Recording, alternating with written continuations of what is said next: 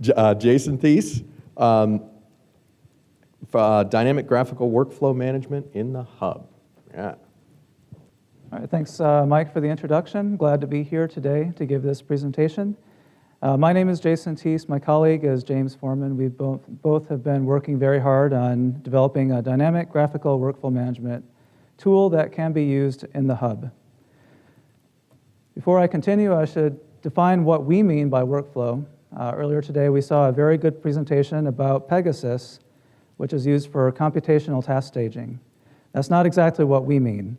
What we mean is work done by humans, possibly at different places and at different times, with time, material, or data dependencies. So one would need to be done before the other in order possibly to make a material item available or to make a data set available. So why are we doing this? Why are we building a new system rather than using something that already exists? Well, we have been at this for a while, and we have requirements that we've discovered that aren't exactly met by any tool that we've looked at. One requirement is to coordinate research in the way just described. We also need something that's flexible to support the kind of open research and the dynamic graphical or dynamic workflow definition that we're going to need. We need a graphical interface to make it easy to visualize workflows that are used to implement research processes. And we need to integrate seamlessly with our other software components. So as I said, we haven't seen anything that would do exactly what we're looking for. We have looked at other systems. Workflow management systems, as I've mentioned, is not exactly the tool that we need, although we may make use of that potentially from within our workflow system. We've also looked at laboratory information management systems, which are a lot closer to our use case. But and they're great systems. We've gotten a lot of ideas out of them, but they're a little too rigid, at least the ones that we've looked at, for the kind of research that is done in our lab. So experience with other software, I just mentioned that we looked at laboratory information management systems. The one that we looked at was developed for a forensics process and had a very strict chain of custody, which did not suit our use case very well. We used that experience of looking at that software to develop our own workflow system using hub forms. There are some limitations with hub forms that made that a little difficult to do what we were doing, at least. And it's also inherently difficult to define workflows in a forms interface. So other challenges that we have are integrating workflow into a comprehensive integrated computational material science and engineering solution. One high-level person at HUBzero described this as a $3 million problem, so our challenge is to do it for less. So now I'm going to let James talk about how workflow fits within ICE and within the Hub.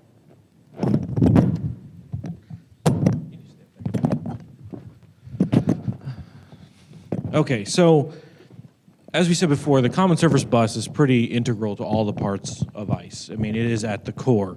So going along with that, we built workflow right on top of that. We said, hey, why not just talk to the data forms, talk to the document management system, using persistent identifiers to tag each one of our elements that we're creating along our process. We want to be able to make sure we're utilizing the OpenID Connect system to connect all the different systems that the workflow process will go through as it steps through each part of it. Let's see here, it's next. So as you can see, here's how it looks when it's integrated into the Hub. We created a plugin there for projects. So when a user goes in, they can just click on that. It'll open up their workflows. And then this is the actual edit page of how they'll design their process. Now, this is a very simple process that we have up here using a couple processes, some sub-workflows, which are groups of processes, decisions, and possibly more sub-workflows. And then we have people who actually have, I don't know, probably about like 200 or 300 elements that may fit onto this. So That's going to be a long process. It takes months to get to that point, but it'll at least help them drive to get to the end of their project. And on the side, you see over there, you can actually collect properties based on each part of it. And each element, process, decision, and sub-workflow, they all have different attributes that you can collect. They're not all specific. Let's see, what's the movie next? And I believe Jason is actually going to show a demo of how that works. Thank you, James. All right, so this demo will be done from my, my own computer, so it won't be done from within the hub, but it would work identically inside the hub. This is our main workflow dashboard. We have 4 modules on the dashboard.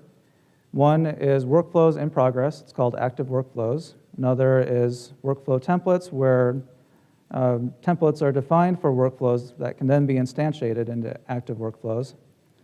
We have the queue, which is for processes that are assigned to whichever user is logged in, and available tasks, which are not assigned to a user and can be claimed by anyone who wants to do them. So to start defining a workflow, I'm going to click the Add New Workflow button. And I'm going to give this a name. The example that I'm going to go through is somewhat trivial. It's making breakfast, say on a Saturday morning. So I'll just call that breakfast. And start the workflow. And here is our edit space for defining a workflow. So I am going to drag a process. This is an element that is associated with something that's actually going to be done by a human.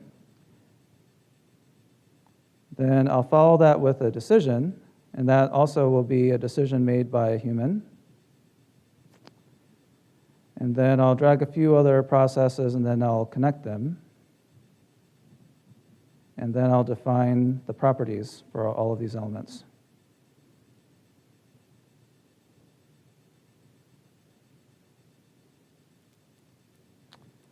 Okay. So the first step would be to buy groceries.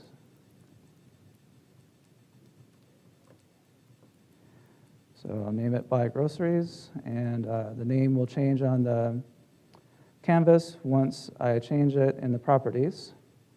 I'll leave this one unassigned, and I'll associate a data form with that. So I've defined some that can be associated, and I'll say buy groceries. And then what if the person who's supposed to buy groceries forgot? Well, I'll put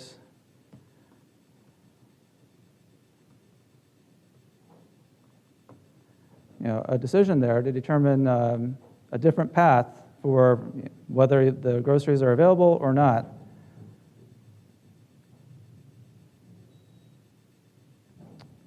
And then this one I'll assign to myself.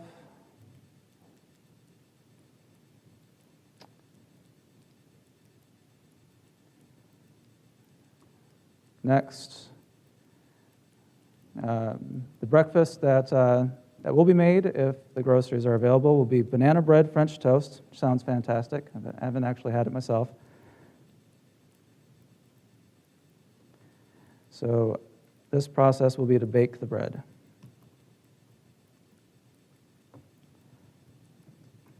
And I'll associate the form.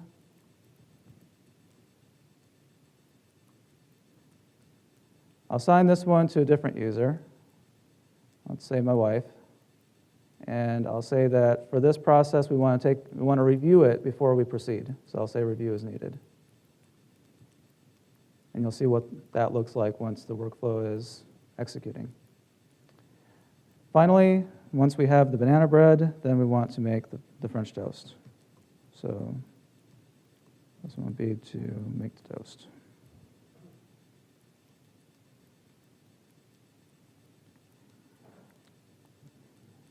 And I'll associate the form for that. Check that out. Okay. Okay, so now I clicked on breakfast to get the properties for the workflow itself. And now I'm going to instantiate it. I'm going to start it, make an active workflow out of it.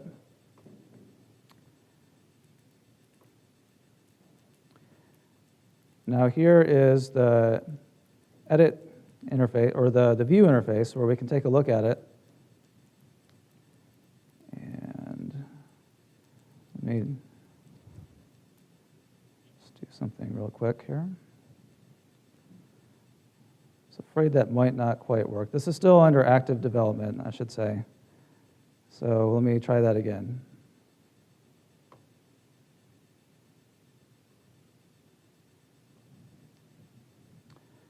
Okay. So now there is an active task to buy groceries. So I'm going to preview that by clicking it from the list of tasks. And then I'm going to accept this task, and that will take me directly to the form for it. So with the gray shading, you see the fields that are associated with the workflow element itself, who it is assigned to, what it is, an ID for it, the status. This one is in progress.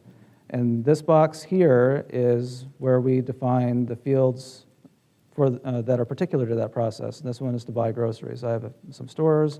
I'll select one, and these are made up fields, so I'll just put some values in there. Say for banana bread, I need bananas, eggs, say flour.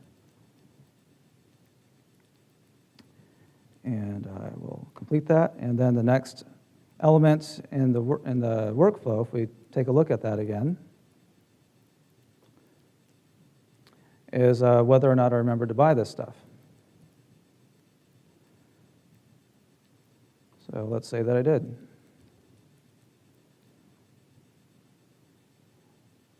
So the test result is the decision can be yes or no as we define it. I'll just say yes and complete that. Now the next step in the process is assigned to another user, say my wife. So I'll go to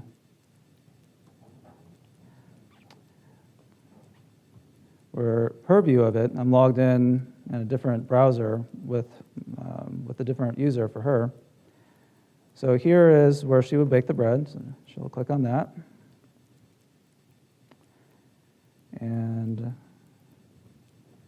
say 400 degrees Fahrenheit for the oven temperature. I'll say 35 minutes in the oven. And she'll complete that. I'll switch back to my login and refresh. Now, if I look at, so this is one that required review. So this is me coming in to review it. I see what she has entered, and I can enter review comments.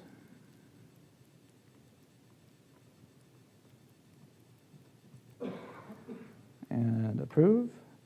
Then it will go to the next step, which is to make the French toast. Say banana bread, and specify a temperature.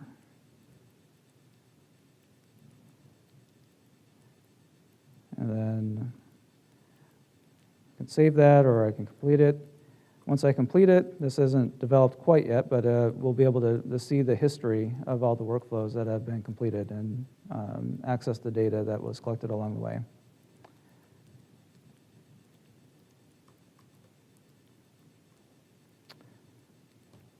Okay, so what do we expect to get out of this?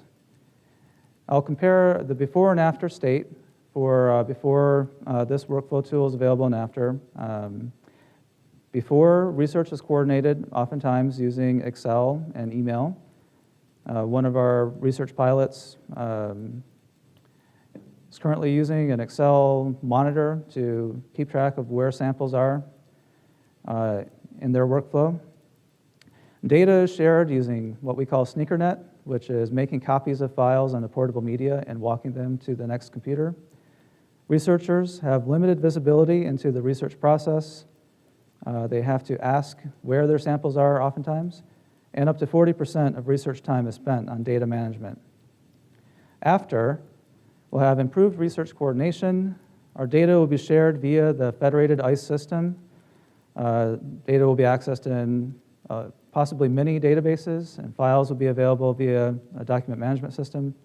Researchers will have instant visibility into the research process, and our goal is that no more than 10% of research time will be spent on data management.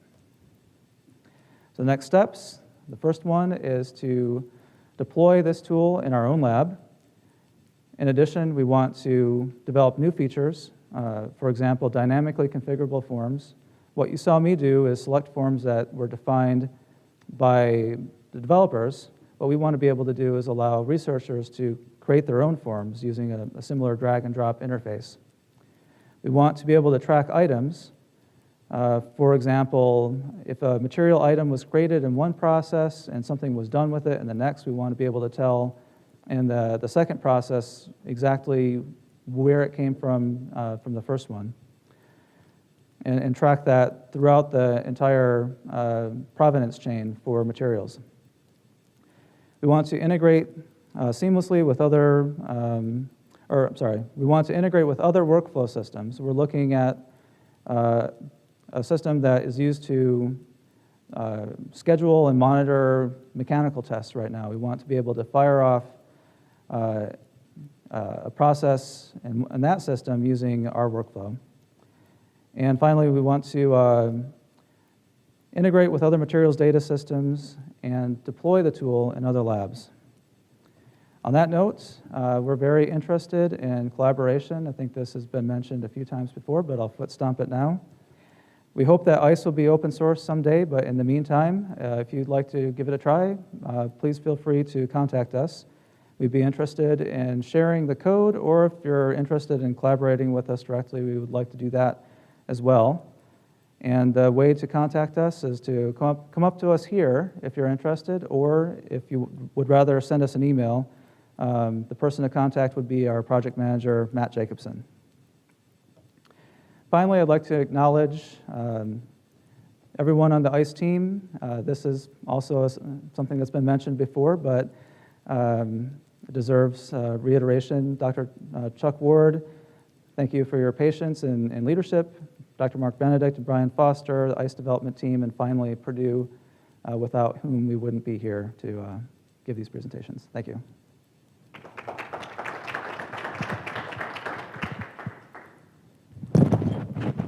Questions for Jason?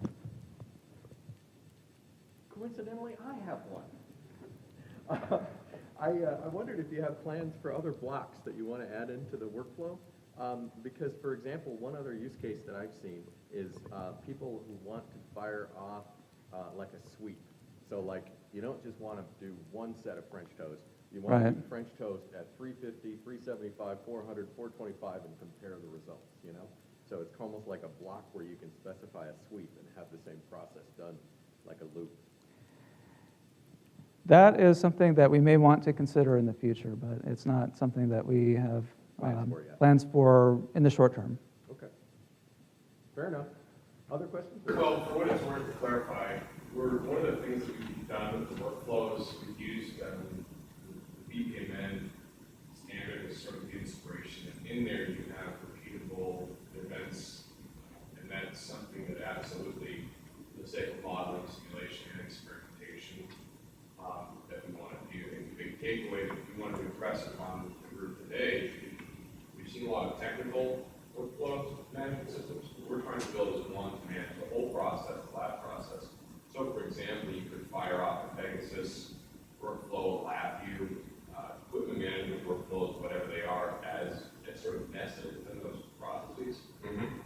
So that's all part of our. This isn't even considered alpha yet, but it's in good enough shape. We want to kind of give you guys a taste of kind of where we're headed with it. Yeah, super cool. I love it. I've seen a lot of people asking for that kind of system, That's why it brought to mind, because I know in a lot of the cases I've seen, it's like, experiments where you're trying a bunch of things, going through a series of parameters. So I was trying to figure out how that fits, because it has to be something that the whole workflow can manage and pull together. But, cool. Very good. Other questions from anybody else? See, it's got to be good because it's rumbling off the screen. Whenever the stuff is rumbling off the screen, it's good. All right. Yeah, very good.